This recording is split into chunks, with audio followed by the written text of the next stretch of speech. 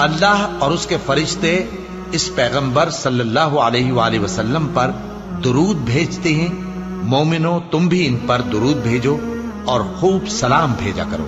جو لوگ اللہ اور اس کے پیغمبر صلی اللہ علیہ وآلہ وسلم کو اذیت پہنچاتے ہیں ان پر اللہ دنیا اور آخرت میں لعنت کرتا ہے اور ان کے لیے اس نے ذلیل کرنے والا عذاب تیار کر رکھا ہے۔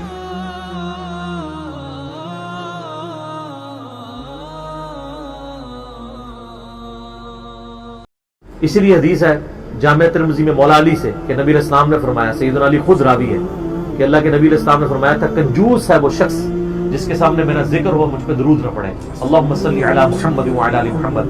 اور جامع ترمذی میں حدیث ہے، مستدل الحاکم میں ڈیٹیل کے ساتھ ہے، نبی علیہ السلام ممبر کی پہلی سیڑھی پہ قدم رکھا فرمایا آمین، دوسری پہ رکھا فرمایا آمین، تیسری پہ رکھا آمین۔ صحابہ نے پوچھا آج آپ نے وہ عمل کیا جو پہلے کبھی نہیں کیا؟ تو فرمایا جبرائیل علیہ السلام آئے تھے، انہوں نے مجھ سے ریکویسٹ کی کہ آپ میری دعاؤں پہ آمین کہیں۔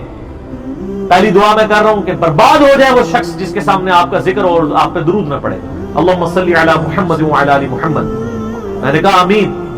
برباد ہو جائے وہ شخص جو ماں باپ دونوں یا دونوں میں سے ایک کو بڑھاپے میں پائے ان کی خدمت کر کے جنت نہ کما سکے، میں نے کہا آمین۔ اور یہ ماں باپ والا جو حصہ ہے یہ صحیح مسلم میں بھی موجود ہے۔ اور تیسرا جو رمضان شریف کا مہینہ پائے اور اپنی مغفرت نہ کروا سکے، برباد ہو جائے وہ شخص، تو میں نے کہا آمین۔